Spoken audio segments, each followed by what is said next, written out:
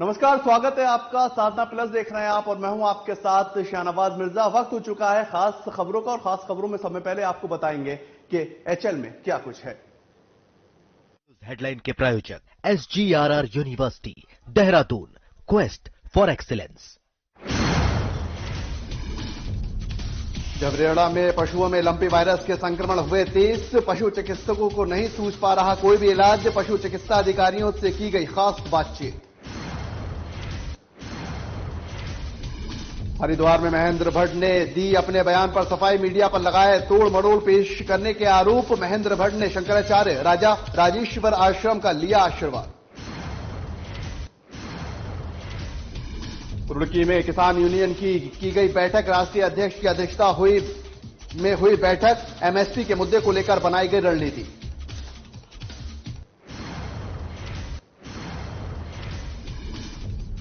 Srinagar NH पर बागबान के पास सड़क हादसे में 2 युवक हुए हैं घायल। फरिश्ता बनकर पहुंचे थे कैबिनेट मंत्री सौरभ बहुगुणा। मंत्रियों ने घायलों को पहुंचाया तुरंत अस्पताल।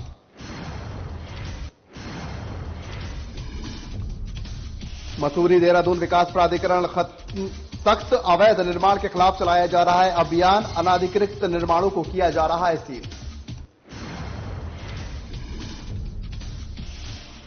इस न्यूज हेडलाइन के प्रायोजक SGRR university Dehradun, quest for excellence. चलिए खबरों में आगे बढ़ेंगे। उत्तरकाशी के दयाना बुग्याल के अंदर बटर फेस्टिवल का आयोजन किया गया है और वहीं रैतल गांव के ग्रामीणों ने दूध, मक्खन और मट्ठे की होली भी खेली है। साथ ही आपको ये बताते चले कि पारंपरिक उत्सव के लिए रैतल के ग्रामीणों ने पहले से ही तैयारियों को शुरू कर दिया था और प्रकृति का आभार जताने के लिए रैतल गांव बीते कई सालों से बड़े पैमाने पर दयाना बुग्याल में आयोजित इस आयोजन को करता आ रहा, जिससे देश और विदेश के पर्यटक इस अनूठे उत्सव का हिस्सा बन सके। और वहीं प्रदेश के मुख्यमंत्री पुष्कर सिंह धामी खराब मौसम होने के चलते कार्यक्रम में उपस्थित नहीं हो पाए। मुख्यमंत्री पुष्कर सिंह धामी ने बटर फेस्टिवल की शुभकामनाएं देते हुए कहा कि मुझे इस कार्यक्रम में आपके बीच पहुंचना था, लेकिन खराब मौसम की वजह से मैं वहां नहीं पहुंच पाया हूं। मैं आपको इस बात को लेकर विश्वास दिलाता हूं कि जल्दी आपके बीच पहुंचकर इस कमी को पूरा करता हुआ नजर आऊंगा और एक बार फिर से आपके इस बटर फेस्टिवल को सफल और कार्यक्रम की शुभकामनाएं देता हूं। प्रणाम, नमस्कार। दयारा बुग्याल अंडूरी महोत्सव बटर फेस्टिवल की आप सबको बहुत बहुत शुभकामनाएं। मुझे भी आप सबके बीच में आना था, मौसम खराब होने के कारण से मैं आपके बीच में नहीं पहुंच रहा हूं। यहीं से मैं अपनी शुभकामनाएं आप तक पहुंचा रहा हूं। जल्द ही आप सबके बीच में आऊंगा, आप सबसे मिलूंगा। आप सबको बहुत बहुत शुभकामनाएं, बहुत बहुत धन्यवाद। तो वहीं पर झबरेड़ा के अंदर गाय बैल प्रजापति के पशुओं के अंदर लंपी स्किन डिसीज नामक संक्रमित बीमारी का इतना प्रकोप बढ़ता जा रहा है। ना तो कोई बीमारी का इलाज अभी तक संभव हो पाया है और ना ही कोई वैक्सीन सफल होती हुई नजर आई है। पशुपालक और चिकित्सकों को भी इस बीमारी का इलाज नहीं सूझ पा रहा है और इस बीमारी का इतना तेज संक्रमण है कि एक पशु से दूसरे पशु में जाने के लिए मात्र कुछ मिनटों का ही समय लगता हुआ नजर आ रहा है। लगभग 8 दिन पहले यह बीमारी राजस्थान के बीकानेर, जैसलमेर, हनुमानगढ़ जिलों में सुनी जा रही थी, लेकिन हरियाणा, पंजाब को क्रॉस करते हुए बीमारी उत्तराखंड के हरिद्वार में भी पेश करती हुई नजर आ रही है। इसका पता भले ही थोड़ा बहुत चल रहा हो और वहीं पर पशुपालकों को भी काफी दिक्कतों का सामना करना पड़ रहा है। चिकित्सा विभाग को तो भनक तक नहीं लग पा रही है और हमारे संवाददाता ने इस बीमारी के लक्षण और इसके बचाव के तरीकों पर पशु चिकित्सा अधिकारी झबरेड़ा रविंद्र कुमार से खास बातचीत की। उनकी बातों को सुनवाते हैं कि आखिर इस बीमारी के क्या कुछ लक्षण हैं और किस तरह से पशुओं को इन बीमारी से सावधान किया जा सकता है। साधना प्लस न्यूज चैनल में आपका स्वागत है। डॉक्टर साहब, क्षेत्र में गायें हमारी जो पशु है बैल, तो इस प्रजाति में बहुत कुछ खास कोई बीमारी है क्या? उस बीमारी का क्या नाम है और उसका क्या लक्षण है? देखिएगा, ये लंपी स्किन डिजीज के नाम से एक बीमारी है और इसी वर्ष हमारे उत्तराखंड में ये यहाँ हरिद्वार जनपद में काफी तेजी से फैली हुई है और शुरुआत में हरिद्वार के बहादुराबाद ब्लॉक से स्टार्ट हुआ और हमारा पूरा पशुपालन विभाग जनपद हरिद्वार से इस पर काम कर रहा है। चूंकि ये संक्रमण की बीमारी है और एक पशु से दूसरे पशु में फैलती है, तो उसी के तौर पे ये लगातार फैलती जा रही है। लेकिन हमारे द्वारा इसमें वैक्सीनेशन भी कराया जा रहा है और सभी जो भी ग्रसित बीमारी से पशु हैं उनका हम जो इलाज और टीकाकरण करा रहे हैं। डॉक्टर साहब, इस बीमारी का क्या बचाव है? किसान भाई कैसे इसका बचाव करें, पशुपालक? देखिएगा, अगर कोई भी पशु, चूंकि ये गाय का जो पशु है उसमें ज्यादा प्रभावित कर रही है, अगर कोई पशु इससे ग्रसित होता है तो पशुपालक को उस पशु को अन्यत्र जो पशु है उनसे अलग करके खड़ा करना चाहिए, और इसके ऊपर जो भी है इससे इसका झूठा चारा, पानी, दाना वो दूसरे पशु को ना दें, और उसके आसपास चूना वूना डाल दें, और उसके जो भी ट्रीटमेंट है, इलाज हमारे द्वारा कराया जा रहा है वो उचित समय पे कराते रहे। मतलब ये सब करने से दूसरे पशु को संक्रमित होने से बचाया जा सकता है। डॉक्टर साहब, क्या सरकारी स्तर पर पशु चिकित्सा विभाग द्वारा भी कोई दवाइयां पशुपालकों को दी जा रही हैं क्या? बिल्कुल सर, हमारे द्वारा जो भी एंटीबायोटिक है, और चूंकि इसमें बुखार काफी तेजी से आता है, उसकी दवाइयां हमारे द्वारा वितरित की जा रही हैं, और जो टीकाकरण का कार्य है वो भी हमारे द्वारा कराया जा रहा है। हमें वैक्सीन मिली हुई है, तो जहां भी हमें सूचना मिल रही है उन ग्रामों में हम टीकाकरण लगातार करा रहे हैं। तो पशुपालकों भाइयों, मेरे साथ थे झबरेड़ा पशु चिकित्सा अधिकारी डॉक्टर रविंद्र कुमार। बताया कि हम अपने पशुओं में जो लुम्पी नाम की बीमारी फैल रही है उसको कैसे बचाया जा सकता है, तो हम अपने पशुओं को इनके बताए तरीके से काफी हद तक बचा सकते हैं। तो भाई एक बड़ी खबर है जहां पर मौसम का अलर्ट जो है वो जारी कर दिया गया, और भारी बारिश को लेकर मौसम विभाग लगातार चेतावनियां देता हुआ नजर आ रहा है। प्रदेश में 3 दिन तक भारी बारिश, अगले 72 घंटे तक भारी बारिश की जो है आशंकाएं जती हुई। येलो अलर्ट जो है वो जारी कर दिया गया है, और मौसम विभाग इस बात को लेकर हिदायत देता हुआ नजर आ रहा है कि अगर बहुत ज्यादा जरूरी हो तभी घर के बाहर निकलें। नदी, नाले और भूस्खलन जैसी एक बड़ी परेशानियों का सामना करना पड़ सकता है। प्रदेश में 3 दिन तक भारी बारिश का अलर्ट यहां जारी कर दिया गया है, और साथ ही साथ येलो अलर्ट को मौसम विभाग ने जारी किया है। और 72 घंटे अगले बहुत ज्यादा महत्वपूर्ण हो सकते हैं। मौसम विभाग की सीधी तौर पर चेतावनी उत्तराखंड वासियों को लेकर, नदी नाले भूस्खलन संबंधित क्षेत्रों में सावधान रहें, और जो एरिया और जो गांव अगर नदी और नालों से सटे हुए हैं वो वहां से हल्के हल्के अगर खाली करें तो एक बड़े पैमाने पर कामयाबी मिलती नजर आ सकती है। क्योंकि इससे पहले भी देखा गया है, अगर किनारों के ऊपर गांव या घर बसे होते हैं तो उनको काफी ज्यादा परेशानियों का सामना करना पड़ता है, क्योंकि संपर्क जो है वो उन गांवों से टूट जाता है। भारी बारिश होने की वजह से संपर्क टूट जाता है, और इसकी वजह से लोगों को काफी परेशानियों का सामना करना पड़ता है। हमारे ब्यूरो चीफ कमल शर्मा जो है हमारे साथ इस खबर के ऊपर जुड़ चुके हैं, और हरिद्वार से राजकुमार जी भी जुड़ चुके हैं। दोनों से पूछेंगे। कमल जी, अगर बात की जाए, प्रदेश के अंदर 3 दिन तक भारी बारिश का अनुमान जो है वो बताया जा रहा है, क्या कुछ सावधानियां बरतनी होंगी? हाँ शाहनवाज, अगर कहें तो उत्तराखंड में 3 दिन का अलर्ट जारी किया गया है, और सबसे बड़ी बात हम ये देख रहे हैं कि जब से मानसून आया है तब से डेली अगर हम कहें तो मौसम की अपडेट डेली आती है, और अगले 2 या 3 दिन की नेक्स्ट डे की डेली पूर्वानुमान आता है, तो उस हिसाब से तैयारियां की जाती हैं। तो आज कहें तो अगले 3 दिन के लिए जो 5 से 6 जिले हैं वहां के लिए अलर्ट आया है, और वो येलो अलर्ट है। 3 अलर्ट यहाँ पर होते हैं, येलो होता है, ऑरेंज होता है, रेड अलर्ट होता है। तो इसको लेकर कहें तो आज येलो अलर्ट अगले 3 दिन के लिए कहा गया है। पर कुल मिला के हमने देखा कि मुझे मौसम की अपडेट आ जाती है तो इसको लेकर तैयारियां भी पहले से पुख्ता कर ली जाती हैं। और हम कहें तो जब से ये मानसून शुरू हुआ है, पिछले अगर 2 महीने की बात करें, तभी से सब तैयारियां पूरी है। लेकिन इस बार जितना भी हम अलर्ट देख रहे हैं, पर कोई ऐसी इतनी बड़ी घटना अभी तक नहीं घटी है पूर्व वर्षों की भांति। जैसे हम देखते थे बादल फट गए हैं, बहुत ज्यादा पानी आ गया है और इतना ज्यादा नुकसान हुआ, लेकिन इस बार वो स्थिति नहीं है। हाँ, ये बात जरूर है कि जैसे बताया जा रहा है कि 5 से 6 जिलों में चेतावनी दी गई है, पर इस बार हम ये एक चीज अलग भी देख रहे हैं कि जो जिले की बात की जाती है, तो पूरे जिले में ये चीज नहीं आ रही है। जिले में जैसे तहसील है अलग अलग, कुछ तहसीलों में बारिश है, कुछ में नहीं है, तो इस बार ये भी है। और हम कहें तो पिछले वर्षों के मुकाबले इस बार उत्तराखंड में बारिश कम है। कुछ ही जिले छोड़ दें तो अधिकतर जिलों में बारिश नहीं हो पाई है। हम देहरादून की बात करें, नैनीताल की बात करें, बागेश्वर की करें, उत्तरकाशी करें, कहीं जगह करें, पर सबसे बड़ी बात भौगोलिक स्थिति की भी हम बात करें उत्तराखंड की, तो यहाँ पर 13 जिले हैं। 13 में से 10 जिले जो कहें वो पर्वतीय क्षेत्रों में आते हैं। 3 जिले ही हैं जो मैदानी क्षेत्रों में है। देहरादून की बात करें, उधम सिंह नगर की बात करें, और साथ ही हरिद्वार। तो कुल मिला के कहें तो बारिश का अलर्ट जरूर है, और ज्यादा नुकसान भी कहें तो जो पर्वतीय जिले होते हैं वहीं होता है, क्योंकि संसाधन की कमी होती है, वो व्यवस्थाएं नहीं हो पाती। पर इस बार भले ही अलर्ट जारी हो रहे हैं लगातार, पर पूर्व वर्षों की बात है, इस बार बारिश कम है और जैसे जिलों की भी बात कर लें तो जिले में पूरे जिलों में लगातार बारिश नहीं है, कई जगह है और कई जगह नहीं है। तो कुल मिला के तैयारियां पूरी कर ली जाती हैं, क्योंकि मैंने कहा बताया कि पिछले दो महीने पहले की बात कहें तो पूरी तैयारियां कर ली गई थी, जिससे जितने इससे संबंधित डिपार्टमेंट्स हैं उनकी भी अगर हम कहें तो बात उनके भी जब तक मानसून खत्म नहीं होता तक छुट्टियां रद्द कर रखी हैं। तो कुल मिला के मौसम की जब अपडेट आती रहती है तो उसके आवश्यकता अनुसार ही यहाँ पर मौसम विभाग जो अन्य विभाग संबंधित हैं जैसे आपदा से लेकर वो अपनी तैयारियां कर लेते हैं। बिल्कुल, ये काफी महत्वपूर्ण जानकारी है और इसी को लेकर मौसम विभाग पहले से ही अलर्ट करता हुआ नजर आ रहा है। राजकुमार जी भी हमारे साथ लगातार जुड़े हुए। राजकुमार जी, अगर बात की जाए हरिद्वार या हरिद्वार के आसपास जो गांव और कस्बे हैं वहां पर दिक्कतें ज्यादा बढ़ती हुई नजर आती हैं। अगर भारी बारिश का अनुमान जारी किया गया है तो क्या प्रशासनिक अधिकारी या जो मौसम विभाग के अधिकारी हैं वो साफ तौर पर ये संकेत दे रहे हैं कि जो नाली या जो तालाब है उनसे जो सटे हुए जो एरिया है उनको तुरंत खाली करवाया जाए?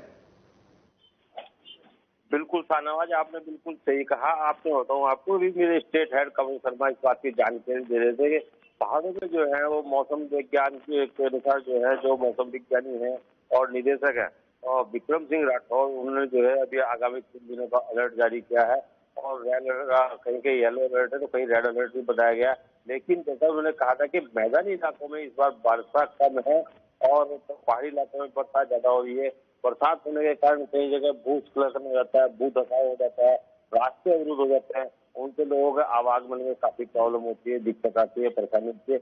लेकिन जहां तक बात है मैदानी क्षेत्रों की, क्योंकि मैदानी क्षेत्र में बरसात कम है और आपदा प्रबंधन विभाग द्वारा जो हमेशा से ही जो है रेड अलर्ट किया जाता है और उसको चेतावनी दी जाती है कि जो गंगा किनारे जो खादर क्षेत्र में जो गांव रहते हैं वहाँ लोग अपनी झोपड़ियों में रहते हैं, वो गंगा किनारे रहते हैं, कोई तालाब के किनारे रहते हैं। ऊपर से जब बरसात होती है तो इधर से जो हमारे ऊपर से बरसात के जो तेज बहाव के कारण गंगा का जलस्तर बढ़ जाता है और चेतावनी आपदा प्रबंधन विभाग द्वारा जो चेतावनी दी जाती है, मौसम विभाग द्वारा जो अलर्ट जारी किया जाता है, उससे जिला प्रशासन जो है सभी बाढ़ चौकियों को, राहत दल को, इनको सबको जो है वो अलर्ट मोड पर रखता है और जहाँ जहाँ संभावना बाढ़ग्रस्त क्षेत्र है तो पहले से ही चिन्हित होते हैं वहाँ उस एरिया में खास चौकसी रखने के निर्देश जिला प्रशासन द्वारा दिए जाते हैं। और मैं आपको बात बता दूं, अभी भी आपने देखा होगा कि जो अभी 15 अगस्त का आजादी का अमृत महोत्सव था वो हमारे यहाँ 3 दिन तक मनाया गया है और कहीं से कोई ऐसी भारी बारिश की जो है सूचना नहीं मिली है। लेकिन अब कल से यानी 18 अगस्त से आगामी 3 दिनों तक मौसम विभाग ने जो है अभी इसकी चेतावनी जारी की है खराब मौसम होने की। और मैं बताऊंगा 18 और 19 अगस्त को दक्षिण पश्चिम से में जो है मानसून सक्रिय होने जा रहा है। इस चीज की जानकारी मौसम विभाग ने दी है कि इसके चलते कहीं कहीं भारी बारिश और कहीं कहीं हल्की बारिश होने की पूरी संभावना है।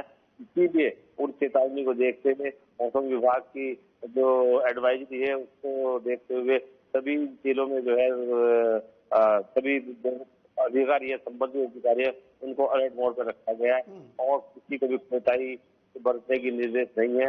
लापरवाही आदमियों को जिला प्रशासन सख्ती से कार्य करेगा।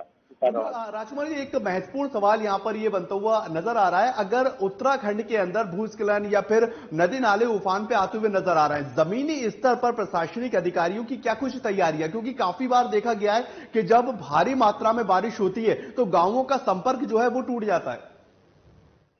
जी बिल्कुल शाहनवाज, आपने सही कहा, गाँवों का संपर्क टूट जाता है। क्योंकि मैं बताऊं आपको, ये जहाँ जहाँ जल भराव है, जल भराव की स्थिति से जो है बहुत ज्यादा प्रॉब्लम आ जाती है, दिक्कत आती है। और जो बाढ़ की चौकियां हैं, राजवन विभाग है, आपदा प्रबंधन विभाग है, उनकी चेतावनी के बाद भी लोग अपनी जगह से नहीं हटते हैं और उनको वो चेतावनी देते हैं कि आप दूर चले जाइए, सुरक्षित स्थान पर चले जाइए। वन गुजर हैं, उन्होंने वनों में रहना है, वो उधर से नहीं निकलेंगे। और कहीं कहीं बीच में जब पानी तेज बहाव से आता है तो ऊपर से जब तेज बहाव से पानी आएगा तो ऐसे में जो है दिक्कतें लोगों को बढ़ती हैं। लेकिन फिर भी ये हमारे यहाँ से जो पीली नदी है, नीलधारा है, उधर से पानी निकाल जाते हैं। लक्सर होते बिजनौर बैराज पार किया जाता है। ये सारे के सारे खादर के इलाके हैं इधर हरिद्वार से निकलने वाले, तो इन लोगों को खास अलर्ट मोड पर रखा जाता है और आपदा प्रबंधन विभाग की टीम सक्रिय रूप से कार्य कर रही है। चलिए, बहुत बहुत शुक्रिया राजकुमार जी आपका इस तमाम जानकारी के लिए, बातचीत करने के लिए और हमारे साथ जुड़े। कमल जी हमारे साथ लगातार जुड़े हुए हैं और उत्तराखंड को बखूबी बड़ा बारीकी से जानते हैं और जब इस तरह के येलो अलर्ट या जो मौसम विभाग चेतावनी देता है उसके बाद क्या कुछ सावधानियां बरतनी चाहिए उसको लेकर भी बात करेंगे। कमल जी, अगर बात की जाए दूर दराज के जो उत्तराखंड के गांव हैं, उनको लेकर आखिर क्या कुछ सावधानियां बरतनी चाहिए? क्योंकि पिछले साल भी ये देखा गया था कि काफी गांवों का जो संपर्क है वो टूट गया था, उससे वहां पर वो सुविधाएं मुहैया नहीं हो पा रही थी और जो दिनचर्या है वो लोगों का प्रभावित होता हुआ बहुत बड़े पैमाने पर दिखाई देता है। हाँ शहनवाज, बिल्कुल सही बात है। मैंने कहा ना, हमारे उत्तराखंड की जो भौगोलिक स्थिति है काफी अलग है। यहाँ पर कुल मिला के हमारे यहाँ 13 जिले हैं। 13 में से 10 जिले जो हैं वो पर्वतीय क्षेत्रों में आते हैं, जहाँ पूरा पहाड़ी इलाका है।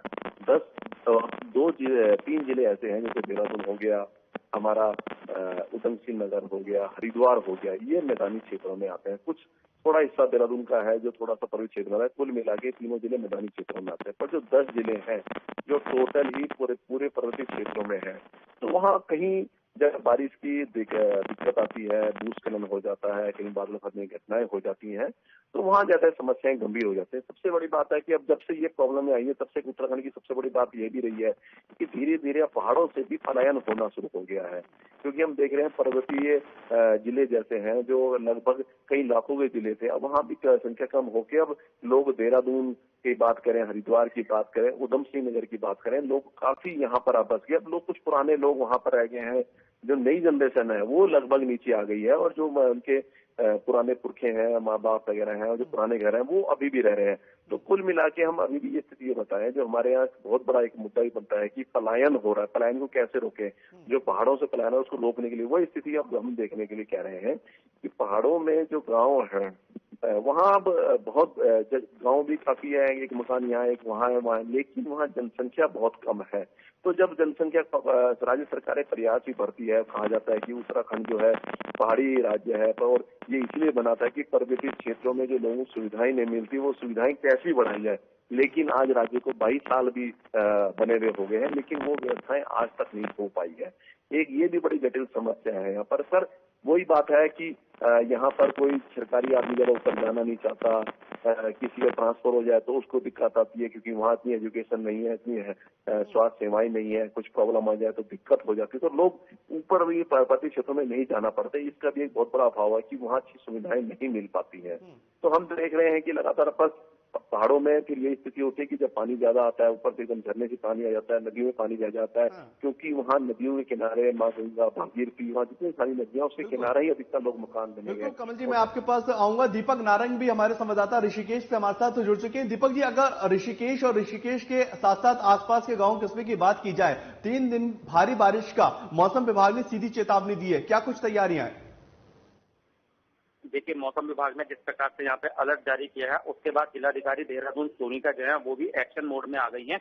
उन्होंने अपने जिले के जितने भी एसडीएम हैं और आपदा प्रबंधन की टीम है, उनको अलर्ट मोड पर रहने के निर्देश दे दिए हैं। और जानकारी मिलने के बाद जो है ऋषिकेश के एसडीएम ने जो है आसपास के तमाम जितने भी बरसाती नदियां हैं उनके आसपास का निरीक्षण भी किया है, और जो उनके आसपास लोग रहते हैं, गाँव वाले हैं, और जिन गाँवों में पानी भरने का खतरा बना रहता है, वहां के लोगों को भी अलर्ट कर दिया गया है, और उनको कहा गया है कि वो नदी नालों से दूरी बनाकर रखें, क्योंकि अगले 3 दिन जो है वो कभी भी भारी पड़ सकते हैं और जानलेवा भी साबित हो सकते हैं। तो इसलिए जागरूक होना बहुत जरूरी है। तो फिलहाल ये कहा जा सकता है कि तहसील प्रशासन ऋषिकेश का जो है वो बिल्कुल अलर्ट है और किसी भी प्रकार की आपदा से निपटने के लिए बिल्कुल तैयार है। और आपदा प्रबंधन की टीम जो है यहाँ पर जितने भी नदी नाले हैं, और मुख्य रूप से गंगा का जलस्तर बढ़ने का भी यहाँ पे बिल्कुल रिस्क बना रहता है, क्योंकि जितने पहाड़ों में लगातार बारिश होती है तो गंगा का जलस्तर ऋषिकेश में काफी तेजी से बढ़ता है। तो उसके लिए यहाँ पे एसडीआरएफ की टीम और जल पुलिस की टीम को भी त्रिवेणी घाट और अन्य स्थानों पर निगरानी रखने के लिए कहा गया है। यहाँ पे एक स्थापित है इनका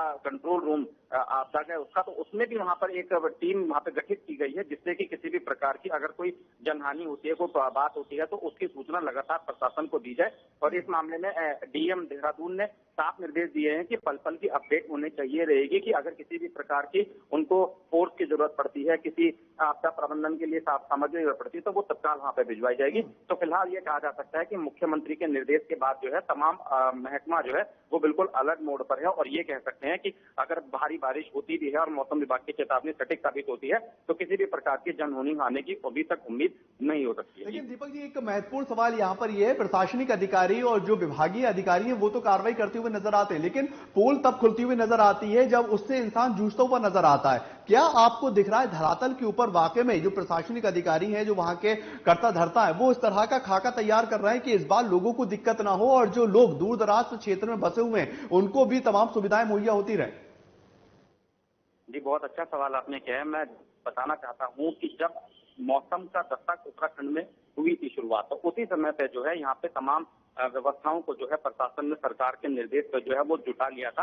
अब तो ये कहा जा सकता है कि मौसम जो है वो कुछ ही समय बाद उत्तराखंड को रवाना होने वाला है, तो यहाँ पे व्यवस्थाओं को जो बात करी जाए तो अधिकारियों ने अपनी तरफ से बेहतर बनाया हुआ है, क्योंकि कुछ स्थानों पर जहाँ पे गाँवों के अंदर पानी भरने की उम्मीद रहती है, वहाँ पर इस बार काफी काम हुए हैं, तटबंध वगैरह बनाए गए हैं जिससे कि गांव के अंदर पानी ना भरे। और अभी हाल ही में जो बारिश हुई थी कुछ दिनों पहले, उसमें गंगा का जलस्तर खतरे के निशान तक पहुंच गया था, तो उस समय पर भी जो है किसी भी प्रकार के जन हानि और भूमि हानि होने की जानकारी नहीं मिली थी। तो ये प्रशासन के अलर्ट होने का ही नतीजा रहा था कि सब कुछ जो बारिश के 3 दिन थे वो काफी भयानक से महसूस हो रहे थे, क्योंकि कई जगह पे बिजली गिरने की भी जानकारी हुई थी और बादलों की गड़गड़ाहट को देखकर लोग सोच रहे थे कि पता नहीं क्या होगा। लेकिन प्रशासन ने जिस प्रकार से मुस्तैदी दिखाते हुए व्यवस्थाओं को बनाया वो काफी सराहनीय रहा। और अभी भी हम ये कह सकते हैं कि जिस प्रकार से डीएम के आदेश के बाद एसडीएम और तहसील प्रशासन की टीम ने जगह जगह जाना शुरू कर दिया है, तो वो अपने आप में एक काबिले तारीफ है। बस ये कह सकते हैं कि ऊपर वाले के आगे किसी की चलती नहीं है, अगर कोई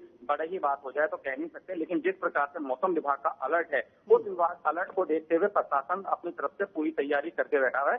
बाकी भविष्य में क्या होगा ये देखने वाली बात होगी। आप नीरज हमारे साथ बने रहिएगा दीपक जी, और साथ ही साथ कमल जी भी हमारे साथ जुड़े हुए। कमल जी, अगर बात की जाए जितनी बाखूबी आप उत्तराखंड को करीब से जानते हैं, समझते हैं, दिक्कत क्या दूर दराज लोगों के लिए है या फिर जो शहरी लोग हैं उनको ज्यादा परेशानी, अगर ये येलो अलर्ट जो है वो जारी हो रहा है, उनको ज्यादा परेशानी होती हुई नजर आएगी? जी सहरोज, बिल्कुल बड़ी गंभीरता से आपने कहा, सही बात है बिल्कुल भी, क्योंकि जो शहरी क्षेत्र होते हैं वहाँ व्यवस्थाएं बहुत ज्यादा होती हैं, हर फैसिलिटियां होती हैं। अगर बारिश होती भी है तो 2-4 घंटे और 6 घंटे जब बारिश होती है तो पानी निकल जाता है, क्योंकि वो नगर निगम होते हैं और ऐसी वित्तीय प्रबंध होते सिस्टम्स होते हैं कि जिससे वो चीजें नहीं होती। क्योंकि नगर को ठीक रखना और अच्छी सुविधाएं उपलब्ध कराना ये उनका क्या कहते हैं नगर निगम का भी काम होता है, जो तहसील होती है उनको एसडीएम का भी काम होता है और सारी व्यवस्थाएं वहाँ पर की जाती हैं। लेकिन सबसे बड़ी बात है जो दूर दराज जो गाँव होते हैं जहाँ संख्या बहुत कम होती है, एरिया ज्यादा होता है लेकिन संख्या कम होती है, सुविधाएं कम होती है, वहाँ ज्यादा दिक्कतें होती है। क्योंकि सरकार नगरीय क्षेत्रों में घनत्व होता है, पब्लिक बहुत ज्यादा है, इसलिए सुविधाएं भी जाती है। लेकिन सबसे बड़ी बात क्या है, दूर दराज से गाँव है, जो पर्वतीय क्षेत्रों में गाँव, वहाँ बड़ी दिक्कत होती है। अगर कोई बड़ी घटना हो जाए तो सबसे बड़ी बात समय लगता है पहुंचने में, रोड्स नहीं होती, या बाई एयर जाए तो मौसम खराब है तो नहीं आदमी जा पाता, फिर कोई घटना हो जाए बचाव कार्य में समय लगता है, कोई हेल्थ की दिक्कत आ जाए तो एम्बुलेंस जाने में दिक्कत होती है, तो कैसे लिफ्ट किया जाए, तो कहीं परेशानियां बहुत होती हैं। क्योंकि मैंने आपको पहले भी कहा कि यहाँ जो हमारा जो मेन है, हम पर्वतीय क्षेत्र की बात करें, ऐसे जो 10 जिले हैं यहाँ पर जब बारिश आ जाती है, चाहे कहीं चीज आ जाती है तो परेशानियां जरूर होती हैं। और इसी चीज को देखते हुए जो वहाँ सुविधाएं डेवलप नहीं है, जो व्यवस्थाएं अभी तक नहीं हो पाई है, इसी कारण लोग अभी जो नई जनरेशन है, जो नए लोग हैं, वो नीचे बसावट कर रहे हैं। चाहे हम हरिद्वार की जिले की बात, देहरादून की बात करें और अन्य प्रदेशों में भी बहुत लोग यहाँ से चले गए जो बाहर जाके नौकरियां कर रहे हैं। उनके जो पुराने घर हैं, उनके जो बूढ़े माँ बाप हैं, वो वहाँ रह गए हैं, तो दिक्कतें वहीं आती हैं। तो इसीलिए ज्यादा चौकसी भी जो पर्वतीय क्षेत्र होते हैं, जो पर्वतीय तहसीलें हैं, जहाँ ज्यादा अलर्ट बताया गया तो वहाँ ज्यादा होता है, वहीं व्यवस्थाएं करने की ज्यादा आवश्यकता होती है। क्योंकि पहाड़ से जब पर ये जो है कि अगर पहाड़ में बारिश हो तो उसका अफेक्टेड कहीं ना कहीं मैदानी क्षेत्रों में होता है कि पहाड़ में जब पानी आता है तो वो सीधा मैदानी क्षेत्रों में जाता है। और मैदानी क्षेत्रों में भी ये जब ऐसा लगता है कि ऊपर बहुत ज्यादा पानी आ गया और मैदानी क्षेत्रों में जा रहा है, तो फिर यहाँ पर मैदानी क्षेत्रों में अलर्ट घोषित किया जाता है, बताया जाता है कि गंगा नदी है या फलानी नदी है, या परसाती नदी है, फलाना नाला है, वहाँ पानी भर सकता है, वहाँ पानी ज्यादा आ सकता है, रात आ सकता है, 4 घंटे बाद आ सकता है। आप लोग जो किनारे लोग हैं, जो रहते हैं, वो दूर रहे, सावधानी से रहें। कई लोगों से शिफ्ट भी किया जाता है, धर्मशालाओं में रखा जाता है, कहीं किया जाता है। लेकिन अभी तक मैं आपको बात कहूँ, आज अगर हम बात करें 17 अगस्त तक की, तो ये स्थिति और पहले की तरह अभी तक नहीं पाई। अब आगे क्या होता है, कई बार ऐसा भी होता है यहाँ लास्ट में बारिशें होती हैं और बहुत ज्यादा अब यहाँ पर बाढ़ आई थी, गंगा नदी बढ़ जाती है और हमें तो बड़ी दिक्कतें होती हैं, लेकिन अभी तक वो स्थिति नहीं है। ये पर कुल मिला के कमल जी, एक आखिरी सवाल मैं आपसे और समझना चाहूंगा क्योंकि वक्त का जो है वो अभाव है। उत्तराखंड जो राज्य है वो पर्यटन की दृष्टि से बहुत महत्वपूर्ण राज्य है और इसका रेवेन्यू एक बड़े पैमाने पर पर्यटन से ही आता है। क्या उसको लेकर कोई अलर्ट जारी किया गया है कि कहां कहां लोग जा सकते हैं और कहां कहां जाने से बचें? बिल्कुल सही बात है शाहनवाज, क्योंकि हमारा मेन क्या, हमारा पूरा राज्य की हमारे लोग ही सब पर्यटन पे टिके, मेन व्यवसाय यहीं पर है। 2 साल कोरोना में लोगों को बड़ा नुकसान हुआ, यहाँ पर टूरिज्म नहीं पाया। वो इस तरह यही है कि जब लोग आते हैं लोगों को बताया जाता है कि जब मानसून में, कि वैसे भी लोग कम आते हैं, जब आते हैं तो उनको बताया जाता है कि आप आ रहे हैं तो मौसम की अपडेट लेके आए, सारी व्यवस्थाएं देख के आए और ऐसी जगह ना जाए कि जहां मौसम की अपडेट ज्यादा भारी बारिश की चेतावनी दी गई है, वहां कहीं रुकावट आ जाए, कहीं भूस्खलन हो जाए, ऐसे स्थानों पे ना जाए। आप ऐसे स्थानों को चयन कीजिए जहां दिक्कत ना हो। अगर बारिश भी आए तो बचाव की व्यवस्था हो, सारे सुरक्षा व्यवस्था हो, तो ये अलर्ट लगातार जारी किया जाता है। चलिए, बहुत बहुत शुक्रिया कमल जी, आप हमारे साथ जुड़े और तमाम विस्तार पूर्वक जानकारियां दी। और दीपक जी हमारे साथ जुड़े, उन्होंने भी उत्तराखंड को लेकर विस्तार पूर्वक जानकारी दी। 3 दिन का उत्तराखंड के अंदर अलर्ट है और उसको लेकर सावधानी बरतनी होगी। अगर आप उत्तराखंड घूमने जा रहे हैं तो उसको लेकर भी पहले गाइडलाइन अच्छे से फॉलो करनी होगी। फिलहाल के लिए इतना ही, नमस्कार।